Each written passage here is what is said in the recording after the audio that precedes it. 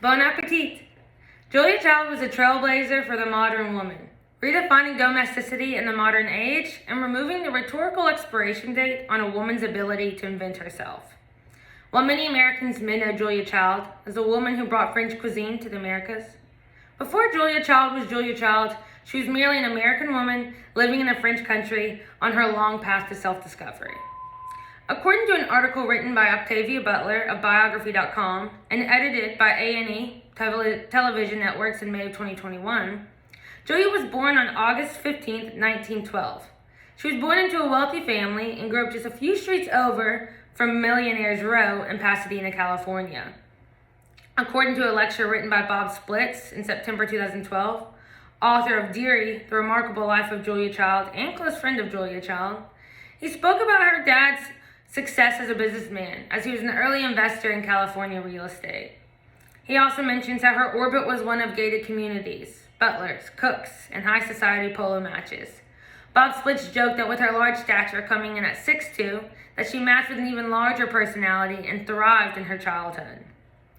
According to the Julia Child Foundation website, written by Julia Child Foundation editors in September 2014, Julia was educated at San Francisco's elite Katharine Branson School for Girls and went on to Smith College in Northampton, Massachusetts, following in the footsteps of her mother.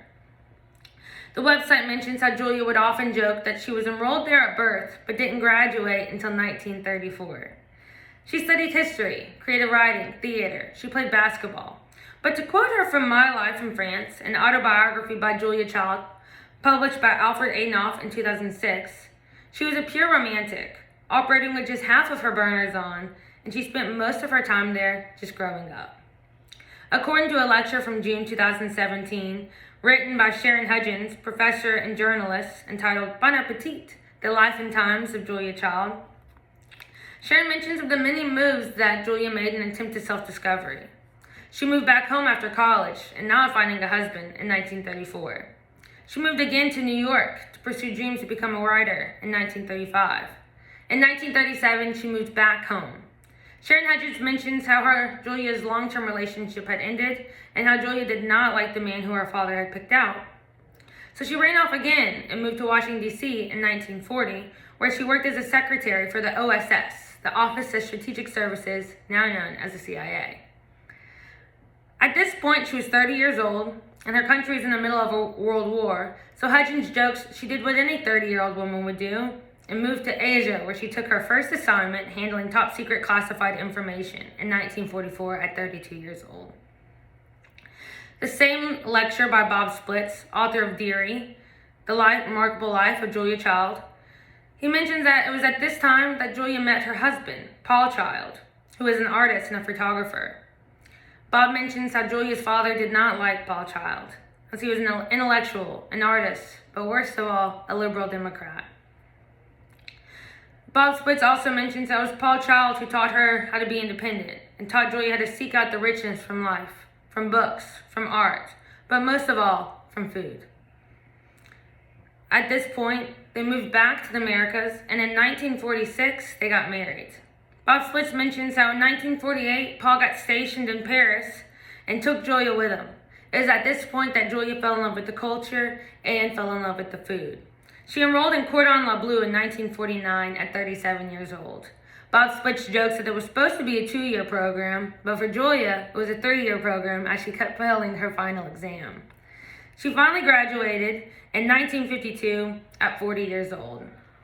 While in cooking school, she met 2 of her closest friends, and after graduating, they started their own cooking school right out of Julia's apartment. According to the same article written by Octavia Butler of Biography.com in May of 2021, in 1961, at 49 years old, Julia and her husband returned to the United States, where they bought a house in Cambridge, Massachusetts. It was at this year that Julia published her first cookbook, only 10 years after starting writing it, entitled Mastering the Art of French Cooking. Butler also mentions how she went on to write 16 additional cookbooks after publishing this first one. In 1961, she also made her first TV appearance to promote her cookbook, where she demonstrated how to make an omelet. Octavia mentions that due to positive public response, the TV network invited her back to start her first TV series, The French Chef, in 1962 when Julia was 50 years old. According to the website Julia Child Foundation website, written by the Julia Child Foundation editors in September 2014, Julia was given a number of honors and awards and even honorary degrees from universities such as Brown University, Boston University, Harvard University, and many others. The website also mentions the many Emmys that she won for her performances on TV and the book awards that she won for her numerous books that she published. The website also mentions that she won the Sara Lee Frontrunner Award, an award given to women who have shaped the woman's past and the future. The same lecture written by Sharon Hudgens mentions that Julia died in August 2002, just 2 days before her 92nd birthday, and she accredited her long life to the food and enjoyment that she experienced. To take a quote from the Julia Child Foundation website, Julia said, "I believe in red meat and gin, and that it was what kept her alive."